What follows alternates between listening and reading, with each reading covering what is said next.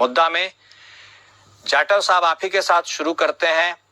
तो आखिर जिस बात को लेकर बीजेपी अड़ी थी कि मुख्यमंत्री सिद्धारमैया के ऊपर केस चलना चाहिए, चूंकि राज्यपाल ने इसकी अनुशंसा की थी, अब हाईकोर्ट ने इसको बरकरार रखा है। सिद्धारमैया की याचिका खारिज हो गई और अब रास्ता क्लियर है कि सिद्धारमैया के ऊपर जांच चलेगी।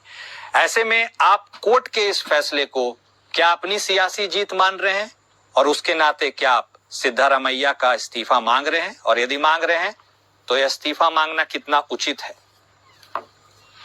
देखिए, ये जीत जो है वो मैं समझता हूँ कि कर्नाटक की जनता की जीत है।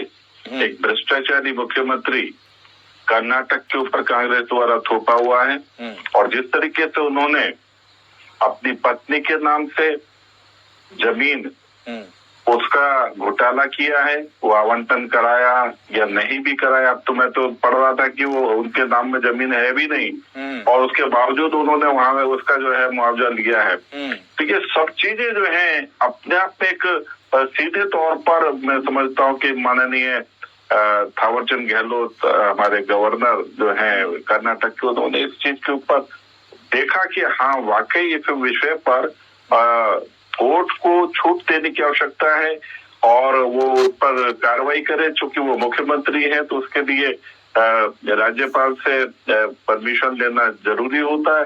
तो उसको उन्होंने पूरा विचार करके देख करके और उसके बाद में प्राइमा फेसी ये मान दिखाई दे रहा है कि वहां पर जो है बहुत जबरदस्त घोटाला हुआ है। और घोटाला ही नहीं, मैं समझता हूँ कि सीधा सीधा जो है जिस तरीके से दुरुपयोग हुआ पावर का वो साफ तौर पर स्पष्ट रूप से दिखाई दे रहा है। तो एक जो निर्णय है कोर्ट ने जो लिया, उसने इनकी याचिका जो हाई कोर्ट में गई थी उसको भी खारिज कर दिया। अब इस पर केस चलेगा और स्वाभाविक बात है वो भ्रष्टाचारी लोग वो अब इकट्ठा एकजुट होकर लामबंद होकर के जो भ्रष्टाचार के खिलाफ हमारी सरकार काम कर रही है उसको तमाम तरीके से कोसने का काम करेंगे, मगर उससे हमें कोई फर्क पड़ता नहीं क्योंकि हम भ्रष्टाचारियों को खत्म करने के आशय और उद्देश्य से ही देश की जनता ने चुन करके भेजे हैं। और वहाँ की जो कर्नाटक की जनता जो है उसको कांग्रेस से गुमराह करके एक भ्रष्टाचारी मुख्यमंत्री जो है वहाँ की जनता के ऊपर थोपा।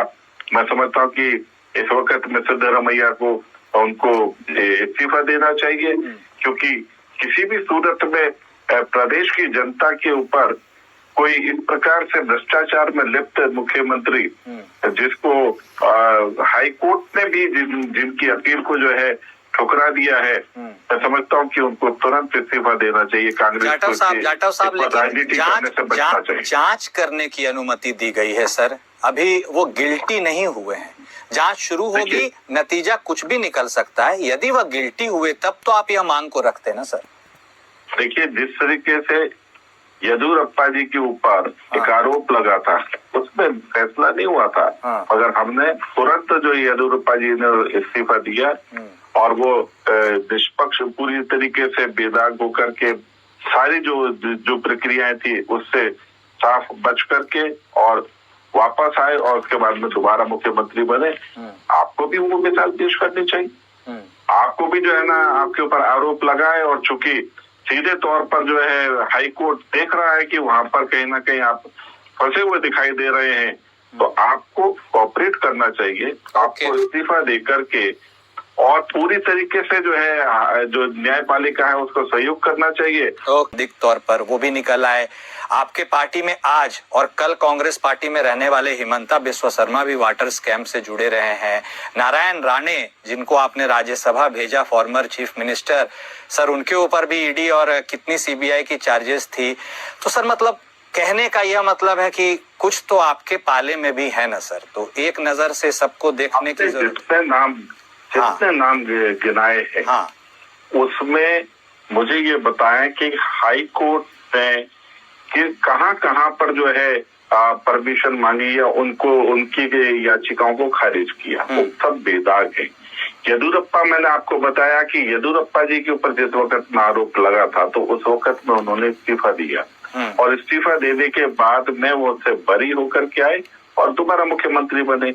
आप जिन नामों को गिना रहे हैं उन केसेस में, और ये जो वर्तमान जो स्थिति है केस की, इसमें आप ये तो समझें कि ये सीधे तौर पर लिप्तता दिख रही है, और इसमें कोर्ट को डायरेक्शंस हैं, कोर्ट ने खुद उस चीज को खारिज किया। आप इस चीज को देखें, मैं ये नहीं कह रहा कि आरोप किसी पर लगे कि नहीं लगे, आरोप लगते हैं, मगर वो लोग बरी हैं, तभी इस कारण से वो लोग जो है अपने राजनीति कर रहे हैं और अपने अपने दलों के साथ में जुड़े हुए हैं। मगर यहाँ पर जो है सीधे तौर पर मुख्यमंत्री वो पूरी प्रक्रिया को, जांच प्रक्रिया को किस तरीके से बाधित करेंगे, जिस तरीके से वो पावर में है, मैं नहीं समझता कि जो है जांच जो है वो निष्पक्ष रूप से ये करने देंगे। इनको इस्तीफा देना चाहिए। लेकिन सर गवर्नर साहब तो बतौर गार्जियन, उसके बाद में वापस आकर के मुख्यमंत्री बना, किसने बना किया? गवर्नर साहब तो बतौर गार्जियन है ना सर उस राज्य में, इन चीजों को थोड़े हद तक मॉनिटर करने के। गवर्नर साहब गार्जियन है, उन्होंने परमिशन दी मुख्यमंत्री के ऊपर जो है जांच करने के लिए, मगर मुख्यमंत्री जब तक सीट पर रहेंगे, आपको क्या लगता है कि वाकई जो है वो जांच निष्पक्ष रूप से होने देंगे? वो निष्पक्ष रूप से हो जांच, इस कारण से हम इस्तीफा मांग रहे हैं और इनको देना चाहिए। ठीक है, तमजीद अहमद साहब उन्होंने कहा कि वो जांच को प्रभावित कर सकते हैं और जिस जांच बिल्कुल पारदर्शी तरीके से हो सके उसकी उम्मीद नहीं की जा सकती है जब तक वो कुर्सी पर बैठे रहेंगे। ऐसे में अब कांग्रेस के लिए आगे की राह, फिर काउंटर दीजिएगा सर, आपका काउंटर के लिए आएंगे, तमजीद साहब को भी कंप्लीट कर लेने दो। संविधान इस देश से खत्म हो गया, इस वजह से तानाशाही डिबेट को भी कर, जी का डिबेट में भी तानाशाही करते,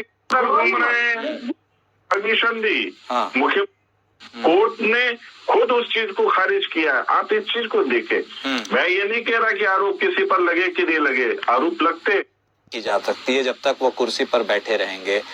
ऐसे में अब कांग्रेस के लिए आगे की राहें कैसी होंगी और कांग्रेस इस पूरे मसले को कैसे टैकल करने वाली है? देखिए, मैं आपका जवाब दूं उससे पहले एक बेहद दिलचस्प बात इन्होंने कही कि आरोप पहले भी लगे हैं। निश्चित रूप से आरोप पहले भी लगे, बहुत सारे नेताओं पे आरोप लगे, कोर्ट फिर फैसला देती है, उसका सम्मान सब करते हैं। लेकिन एक विचित्र उदाहरण मैं आपको दे रहा हूँ। अजीत पवार के ऊपर प्रधानमंत्री मोदी जी ने आरोप लगाया कि आप इस पर बात करें ना, कहाँ इधर उधर घूम रहे हैं, आप इस पर बात करें ना, कहाँ इधर उधर की कहानी कर रहे हैं। जाटव साहब आप भी बात करूंगा, उधर की बात करूंगा, मगर यहाँ की बात। जाटव साहब प्लीज जाटव साहब काउंटर कीजिएगा, आप उनकी बात कंप्लीट करिए। जो वर्तमान में जो परिस्थिति, आप ये कह करके सिद्धरमैया को क्लीन कर दे रहे हैं। जाटव साहब प्लीज, सिद्धरमैया जो इस्तीफा नहीं दे रहे, आप उसको जस्टिफाई कर रहे हैं। जाटव साहब please let him finish Jatav साहब, ऐसे नहीं, आप इस विषय पर बात, पहले उनको फिनिश कर लेने दीजिए सर, प्लीज आप उनको फिनिश कर लेने दीजिए, फिर काउंटर कीजिएगा। हाँ कहिए, आप फिनिश कीजिए, फिर जाटव साहब काउंटर लेने आएंगे आपके पास। हाँ बोलिए। जी का डिबेट में भी तानाशाही करेंगे क्या कि संविधान की हत्या कर चुके हैं? तानाशाही, आप इधर उधर की बात कर रहे हैं, इधर उधर की बात मत करो, बात करो यहाँ की। सर प्लीज, भैया जो है उनके ऊपर क्या होने वाला है? सर प्लीज दोनों लोग कहिएगा तो नहीं कुछ निकल कर आएगा। प्लीज आपकी तकलीफ जायज है, लेकिन सुनना पड़ेगा। आप तो नहीं करेंगे कि मैं क्या बोलूंगा? तकलीफ नहीं है आपके, राहुल गांधी को एक मिनट अहमद साहब, जाटव साहब एक मिनट, कोई तकलीफ नहीं है। एक मिनट जाटव साहब आप उनको भी कंप्लीट करने दीजिए, फिर काउंटर दीजिएगा। सर आपका काउंटर के लिए आएंगे, तमजीद साहब को भी कंप्लीट कर लेने दो। संविधान इस देश से खत्म हो गया, इस वजह से तानाशाही डिबेट को भी कर रहे हैं। बोलिए अहमद साहब प्लीज। आपको बुरा लगे, अच्छा लगे, प्लीज ऐसे सर डिबेट किस निष्कर्ष पे निकलेगा? आपसी तू में क्या बात निकल पाएगी सर? प्लीज जाटव साहब प्लीज संविधान की बात करते हैं। जाटव साहब प्लीज उनको कंप्लीट करने दीजिए सर, ऐसे में टाइम वेस्ट हो रहा है सर, प्लीज उनको कंप्लीट करने दीजिए फिर ना। मसला यह सुनिए जाटव साहब, आप आराम से सुनिए बात को। अब आप अपना असली चेहरा जो भारतीय जनता पार्टी का वो देखिए। अजीत पवार के ऊपर प्रधानमंत्री मोदी जी ने आरोप लगाया 20,000 करोड़ का घोटाला इन्होंने किया है। तो ये परिवार घोटालों का पूरा सरगना है, ये आरोप तक लगाया। 48 घंटे के अंदर वो मुख्यमंत्री बना दिए गए महाराष्ट्र के। क्या ये जवाब भारतीय जनता पार्टी के पास है क्या कि उन्होंने जांच कर 48 घंटे के अंदर उनको क्लीन चिट दे दी? या इस बात का जवाब है कि अजीत पवार अपने पद पर रहते हुए उस न्याय कर पाएंगे? ये कौन सी बात हो गई भाई? आप 48 घंटे या तो आप प्रधानमंत्री जी की बात के साथ है या उनके खिलाफ है। प्रधानमंत्री जी ने आरोप लगाया था, किसी और ने नहीं आरोप लगाया था। महाराष्ट्र की रैली में प्रधानमंत्री जी ने जाके कहा था कि अजीत पवार ने घोटाला किया है, घोटालों के सरगना है। 48 घंटे के अंदर उनको उप मुख्यमंत्री बना दिया जाता है। किस हैसियत से बना दिया गया? कौन सी जांच हो गई 48 घंटे के अंदर और किस एजेंसी ने उनको क्लीन चिट दे दी? साफ साफ बताइए ना कि आपका भ्रष्टाचारी चेहरा जब सामने आने लगता है तो आप लोग की घबराहट शुरू हो जाती है। जाटव साहब लेकिन जितने भी आरोप लगाया, मैं आता हूँ आपके सवाल पे। सिद्धारमैया जितने जो भी भारतीय जनता पार्टी ने षड्यंत्र किया है, जो भी आरोप लगाया है, जांच होगी, सामने आ जाएगा। और किसको छुपा हुआ है कि राजभवन आज की डेट में पूरे देश के अंदर राजभवन का इस्तेमाल विपक्षी पार्टियों की सरकारों को अस्थिर करने का अड्डा बन चुका है। किससे छुपा है ये बात? और हमें राज्यपाल साहब से भी कोई अपेक्षा नहीं है। हमें पता है कि उनकी तरफ से क्या होगा। हमें कानून पे भरोसा है, हमें हाईकोर्ट पे भरोसा है, हमें सुप्रीम कोर्ट पे भरोसा है। हम वहां जाएंगे, लीगल रेमेडी की तरफ जाएंगे। आप कि जब भारतीय जनता पार्टी के नेताओं की बात आती है, नॉट गिल्टी अंटिल प्रूवन, और जब कांग्रेस या विपक्षी दल के नेताओं की बात आती है तो गिल्टी अंटिल प्रूवन, आपको प्रूव करना पड़ेगा कि आप गिल्टी नहीं हो। ये कौन सी बात हो गई? अजीत पवार चोरी करे तो चलेगा, उनको आप बताएंगे कि भ्रष्टाचार का अड्डा है, 48 घंटे के अंदर मुख्यमंत्री बना देंगे, और हमको आप भ्रष्टाचार पे लेक्चर देंगे। कांग्रेस पार्टी कभी भी भ्रष्टाचारियों के साथ खड़ी नहीं हुई है। ठीक है, ओके। लेकिन जाटव साहब, लेकिन जाटव साहब, ठीक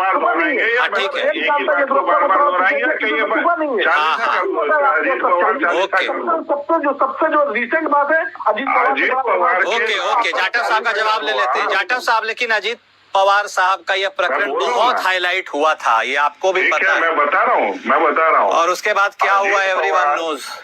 ठीक है, अजीत पवार जो है, एक मिनट सुन लेते हैं जाटव साहब बता सामने आ गया। आपके पास सुप्रीम कोर्ट के कितने बड़े बड़े वकील हैं, आप एक अजीत पवार के खिलाफ पिटीशन नहीं डाल पाए। अगर वो इतने भ्रष्टाचारी है तो आप टीवी पर तो इंटरोगेशन करेंगे, टीवी पर तो सारी बातें करेंगे।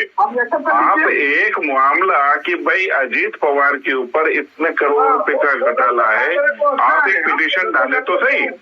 आपके पास तो कितने बड़े वकील हैं, वो तो देखा ना किस तरीके से तुरंत जो है ना वो रात में 2 बजे भी कोर्ट खुलवा लेते हैं, सुप्रीम कोर्ट खुलवा लेते हैं। किस तरीके से जो है ना आप सब मिलकर के राम को काल्पनिक घोषित करने का काम कर लेते हैं। आप एक बार जो आरोप, आप ठीक है अजीत पवार बहुत भ्रष्ट हैं, आप उनके खिलाफ जो है आप अपनी तरफ से पिटीशन तो डालें कि हाँ भाई हमने पिटीशन डाला हुआ है, या केवल टीवी पर बैठ करके वो घोटालेबाज है करते रहेंगे। ऐसे नहीं चलेगा। इन सब चीजों के चक्कर में इस नाम के पीछे आपके भ्रष्टाचार नहीं छिपेंगे। आप भ्रष्टाचारी हैं, सिद्धारमैया ने भ्रष्टाचार किया है, उनको उस भ्रष्टाचार की जांच के लिए इस्तीफा देना चाहिए ताकि वो निष्पक्ष रूप से हो सके। आप इधर उधर की बात करके उस भ्रष्टाचार को कम नहीं कर सकते। उन्होंने करोड़ नहीं अरबों रुपए का वहां पर घोटाला किया है, वहां की जनता के साथ धोखा किया, उनको तुरंत इस्तीफा देना चाहिए। जाटव साहब, लेकिन आपने एक इम्पोर्टेंट पॉइंट को रेज भी किया, चलिए उसमें थोड़ा सा आगे बात को बढ़ा लेते हैं यदि हम इस मोड़ पर आ ही गए तो।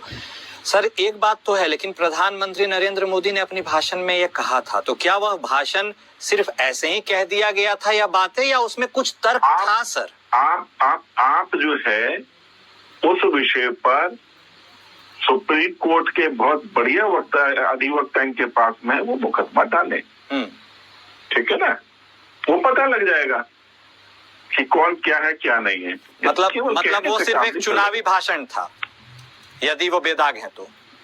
मैंने क्या कहा? हाँ, कि आप उस मामले को कोर्ट में डालें। हाँ, उन्होंने क्या बोला क्या नहीं बोला उस विषय पर नहीं बात करेंगे। खैर वो तो सबने सुना। आप जो है उस विषय को, आप उस मामले को कोर्ट में डालें और कोर्ट में उसको जो है ले जाकर के स्पष्ट करें। ठीक है, आपके पास में सब कुछ है ना। ठीक है, तो अभी तो खैर कि उन्होंने 20,000 करोड़ रुपए का घोटाला किया है। 20 क्या बात तो 70,000 करोड़ की भी हुई थी सर, इरिगेशन 70,000 करोड़ का किया होगा, 1 लाख करोड़ का किया होगा। सीबीआई ने संभवतः क्लोजर रिपोर्ट भी डाले तो कोर्ट में लेके तो जाए। आपको मालूम है कि जिस तरीके से सुब्रमण्यम स्वामी जिस वक्त में कांग्रेस की सरकार थी, उस वक्त में सोनिया जी और राहुल गांधी जी को उन्होंने घसीट दिया और उनके ऊपर मामला डाला, सुप्रीम कोर्ट ने कार्रवाई की, आज दोनों बेल पर हैं। स्वामी साहब तो आप ही के हैं ना सर? सुब्रमण्यम स्वामी ने मामला डाला ना, तो आप ही के हैं ना? साथ है या नहीं है वो विषय नहीं है। नहीं, वो बीजेपी के हैं केस सर। डाला ना, बीजेपी के हैं। अरे उन्होंने केस डाला ना। हाँ हाँ उन्होंने केस डाला। हाँ। और केस डालने के बाद में सुप्रीम कोर्ट ने उसके ऊपर कार्रवाई की और अल्टीमेटली आज वो दोनों के दोनों बेल पर हैं। ठीक है सर। और बेल कब जेल में तब्दील हो जाए कुछ पता आपने नहीं। स्वामी साहब का मामला जिक्र चल किया रहा है। तो आप मगर इसी तरीके से आपको लगता है, नहीं सर, जिस किसी का आप नाम लेना चाहते हैं कि ये आपने लोग स्वामी साहब का जिक्र आप लोगों किया के पास भी तो स्वामी बहुत साहब अच्छा वकील आपको जाना चाहिए। सर स्वामी साहब को तो आप इंटेलेक्चुअल बुद्धिजीवी मानते ही हैं। आप उनके इंटरव्यूज भी देखिए कि उस समय जब उन्होंने उनको कटघरे में खड़ा किया था तो अब वो किनको कटघरे में खड़ा कर रहे हैं, ये आपसे छुपा नहीं, आपके पार्टी के ही हैं, बहुत वरिष्ठ व्यक्ति हैं। अहमद साहब, मैं तो वो बात कह रहा हूँ कि अभी उन्होंने डुअल सिटीजनशिप के लिए भी मामला जो है ना कोर्ट में डाला है, जिसमें राहुल गांधी जी पूरी तरीके से फंसे हुए हैं। ठीक तो ऐसा नहीं है, वो अपना काम कर रहे हैं। बींगे वो एक जो इंटेलेक्चुअल है वो इस प्रकार के काम करके लोगों के सामने इस प्रकार की जो अनैतिक जो चीजें चल रही है उसको उजागर कर रहे हैं। इसका मतलब ईमानदार छवि के तो इसी तरीके से है तो आपके पास अच्छे वकील हैं, आपको भी कांग्रेस को भी इस तरीके से करना चाहिए। वो तीर दोनों तरफ चलाते हैं, सिर्फ उधर नहीं इधर भी चलाते हैं। खैर चलिए, अहमद साहब उन्होंने कहा है कि आपके पास भी तो वकीलों की बहुत बड़ी फौज है। खैर केजरीवाल प्रकरण में हमने देखा है, मनीष सिसोदिया में भी देखा है, सर्वोच्च न्यायालय से उन्हें जमानत मिल गई। ऐसे में जो वकील की फौज का इशारा कर रहे हैं जाटव साहब, उसके ऊपर भी आपको कुछ कहना है तो कह दीजिए दो शब्द। जाटव साहब की मैं सराहना जरूर करूंगा कि उनकी हिम्मत की सराहना करूंगा कि कम से कम उन्होंने ये स्वीकार कर लिया कि प्रधानमंत्री की बातों को गंभीरता से नहीं लेते हैं। कि बेहद इसके लिए आपके अंदर हिम्मत चाहिए।